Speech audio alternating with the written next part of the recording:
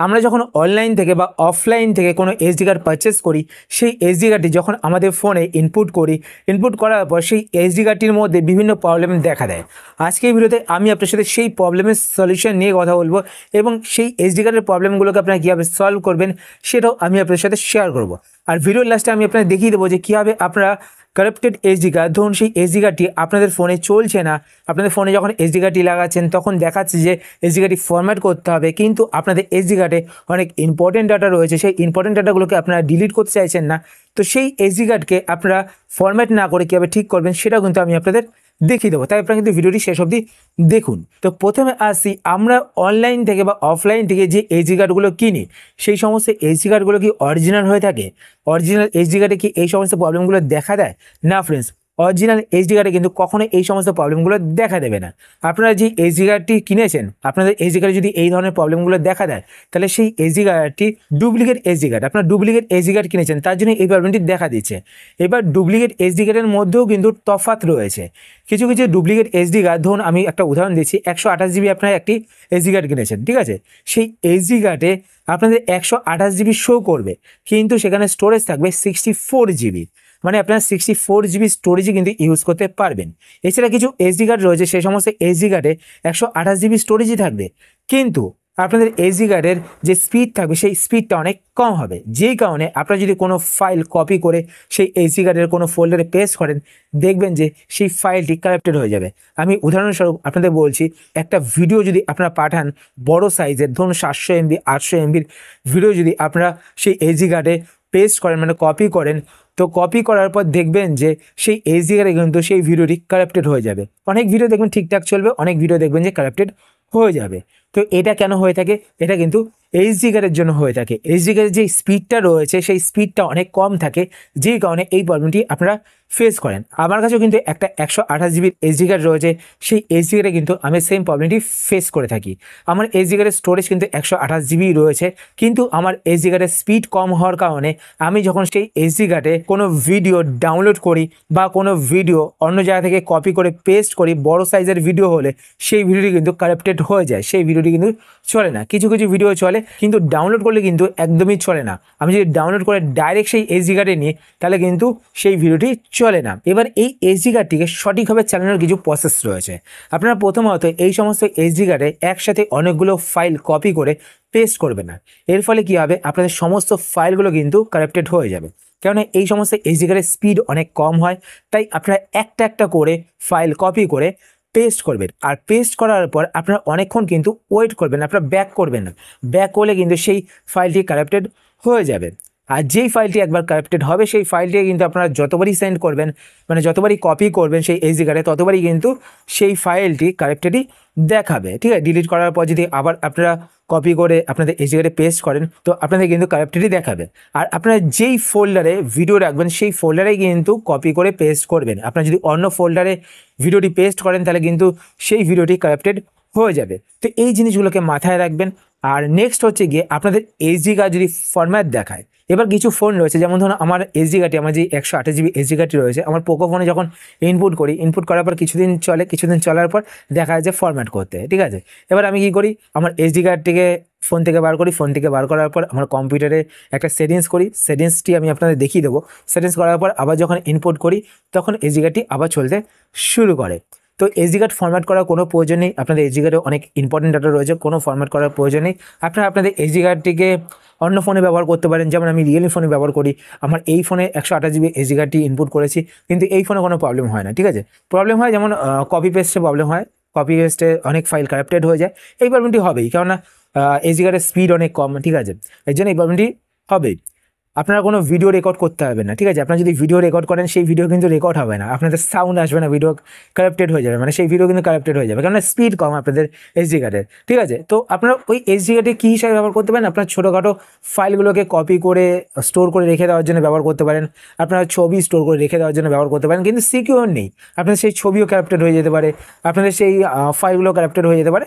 তো আপনাদের আনইম্পর্টেন্ট ফাইলগুলোকে আপনারা কপি করে রাখতে পারেন।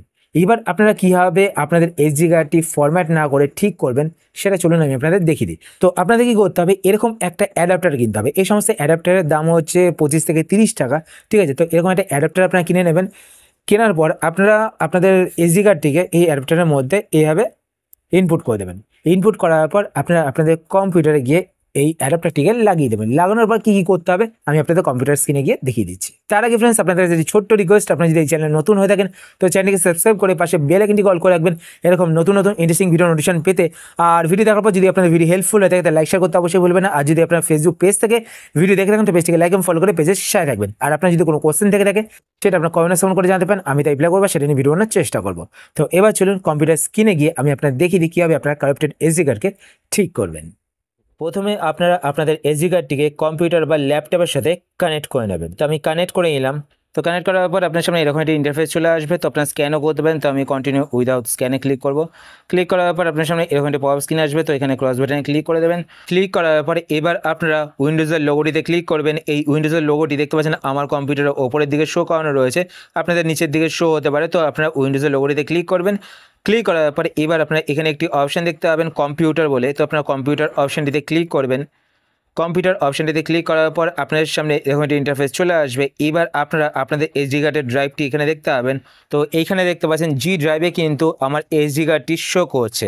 আমার এসডি কার্ডের নাম হচ্ছে সোম দিয়ে সেট করা রয়েছে, তাই এখানে সোম জি শো করছে।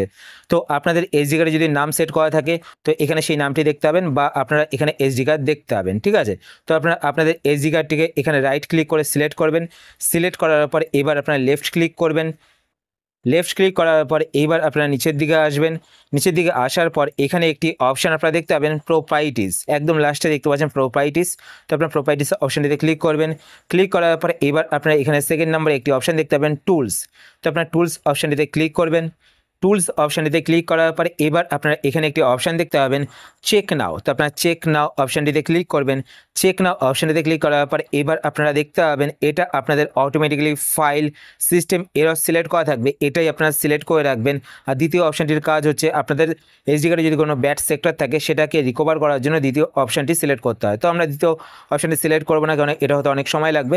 তো তারপর আপনারা স্টার্ট বাটনে ক্লিক করবেন। প্রথম অপশানটি সিলেক্ট করবেন। সিলেক্ট করার পর স্টার্ট বাটনে ক্লিক করবেন।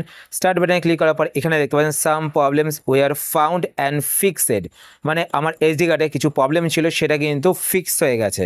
তো এবার দেখুন আমি এখান থেকে এটাকে ক্লোজ করব। ক্লোজ করার পর আবার আমি এখানে চেক নাওতে ক্লিক করে দেখব যে এখন সেই এররটি আসছে কিনা। তো স্টার্ট বাটনে ক্লিক করব। স্টার্ট বাটনে ক্লিক করার পর এখান থেকে দেখতে পাচ্ছেন সেই এররটি কিন্তু চলে গেছে, দেখা যাচ্ছে your device or disk was successfully scanned. তো এখানে আমি ক্লোজ বাটনে ক্লিক করব। ক্লোজ করার পরে এবার দেখুন আমি এসডি কার্ডটি এখন ওপেন করে দেখাচ্ছি আপনাদের সামনে। তো এখানে দেখতে পাচ্ছেন রিমুভেবল ডিস্ক শো করছে। তো এখানে আমি ক্লিক করব। ক্লিক করার পর দেখতে পাচ্ছেন এসডি কার্ডটি শো করছে। এবার যদি এতে আপনাদের প্রবলেম সলভ না হয়, ধরুন আপনাদের এসডি কার্ডটি আপনাদের ফোনে ঢোকাচ্ছেন কিন্তু এসডি কার্ডটি সাপোর্ট করছে না, তো সেই ক্ষেত্রে আপনাদের এসডি কার্ডটিকে ফরম্যাট করতে হবে। তো ফরম্যাট করার জন্য আপনি কী করবেন, এসডি কার্ডে রাইট ক্লিক করবেন। রাইট ক্লিক করার পর লেফট ক্লিক করবেন। তারপর এখানে ফরম্যাট বলে একটি অপশান দেখতে পাবেন। তো আপনার ফরম্যাট অপশানটিতে ক্লিক করবেন। ফরম্যাট অপশানটিতে ক্লিক করার পরে এখানে আপনাদের এসডি কার্ডের ক্যাপাসিটি দেখতে পাবেন। দেখতে পাচ্ছেন আমার এটা 2 GB এসডি কার্ড। তো এখানে ক্যাপাসিটি শো করছে। তারপর এখানে আপনারা দেখতে পাবেন ফাইল সিস্টেম। তো ফাইল সিস্টেম দেখতে পাচ্ছেন আমার FAT ডিফল্ট সিলেক্ট করা রয়েছে, তো এটা আপনারা ডিফল্টই রাখবেন। তো আমি দেখুন পাশে অ্যারো বাটনে ক্লিক করে আপনারা দেখাচ্ছি আরও অনেকগুলো ফাইল সিস্টেম রয়েছে, এর মধ্যে কিন্তু যে কোনো ফাইল সিস্টেম আপনাদের এসডি কার্ডে থাকতে পারে। তো EXFAT দেখতে পাচ্ছেন একদম লাস্টে শো করছে, এটা কিন্তু আমার যে 128 GB এসডি কার্ডটা রয়েছে তার মধ্যে কিন্তু EXFAT সিলেক্ট করা রয়েছে। তো এটাও কিন্তু আপনাদের ডিফল্ট হিসাবে সেট করা থাকতে পারে। তো যেটা আপনাদের ডিফল্ট হিসাবে সেট করা থাকবে সেটাই আপনারা সিলেক্ট করবেন। আর একটা কথা বলে রাখি, আপনাদের এসডি কার্ডটি অনেক সময় দেখবেন যে অনেক ডিভাইসে সাপোর্ট করে না। ধরুন আপনার সেটটপ বক্সে আপনাদের এসডি কার্ডটি লাগালেন অ্যাডাপ্টারের মাধ্যমে, তো আপনাদের এসডি কার্ডটি সাপোর্ট করে না। তো সেটা কেন হয়ে থাকে, আপনাদের এসডি কার্ডটি যদি EXFAT হয়ে থাকে তাহলে কিন্তু আপনাদের এসডি কার্ডটি সেটটপ বক্সে চলবে না, ঠিক আছে। তো সেই ক্ষেত্রে এখানে আপনারা FAT সিলেক্ট করলে কিন্তু আপনাদের সেটটপ বক্সে বা যেই ডিভাইসে চলছে না সেই ডিভাইসে কিন্তু আপনাদের এসডি কার্ডটি সাপোর্ট করবে। আপনাদের এখান থেকে ফাইল সিস্টেম FAT সিলেক্ট করতে হবে। আমি আপনাদের বলবো যে আপনারা এটা ডিফল্টলি রাখবেন। তারপর নেক্সট আপনার নিচের দিকে এখানে দেখতে পাচ্ছেন ফরম্যাট অপশান। তো এখানে দেখতে পাচ্ছেন কুইক ফরম্যাট সিলেক্ট করা রয়েছে। যদি আপনারা কুইক ফরম্যাট সিলেক্ট করেন তো আপনাদের কিন্তু ফরম্যাটটি তাড়াতাড়ি হবে। আর পরবর্তী সময় যদি আপনাদের ফরম্যাট হওয়া কোনো ফাইল যদি রিকভার করতে চান তো আপনারা কিন্তু সেটা রিকভার করতে পারবেন। আর যদি আপনারা create an MS DOS select করে ফরম্যাট করেন তাহলে আপনাদের এসডি কার্ডটি পুরোপুরিভাবে ফরম্যাট হবে। তো আপনারা প্রথমে এখান থেকে কুইক ফরম্যাটটাকে সিলেক্ট করে ফরম্যাট করবেন, স্টার্ট বাটনে ক্লিক করবেন তো ফরম্যাট হয়ে যাবে। তারপর আপনার এমএস ডটটাকে সিলেক্ট করে যদি প্রবলেম সলভ না হয় তারপরে আপনার এমএস ডটটাকে সিলেক্ট করে ফরম্যাট করবেন। তো এইভাবে কিন্তু আপনারা কারাপ্টেড এসডি কার্ডকে ঠিক করতে পারেন। আশা করছি আজকে ভিডিও আপনাদের হেল্পফুল হয়েছে। যদি হেল্পফুল হয়ে থাকে তাহলে অবশ্যই লাইক করে দেবেন, আর আপনি যদি এই চ্যানেলে নতুন হয়ে থাকেন তো চ্যানেলকে সাবস্ক্রাইব করে পাশে বেল আইকনটি অল করে রাখবেন এরকম নতুন নতুন ইন্টারেস্টিং ভিডিও নোটিফিকেশন পেতে। আর আপনি যদি ফেসবুক থেকে ভিডিও দেখে থাকেন তো পেজটিকে লাইক এবং ফলো করে পেজের সাথে থাকবেন। তো আজকের মধ্যে পর্যন্ত আবার দেখা হবে আপনার সাথে নতুন একটি ভিডিওতে। তো টাটা, সবাই ভালো থাকবেন।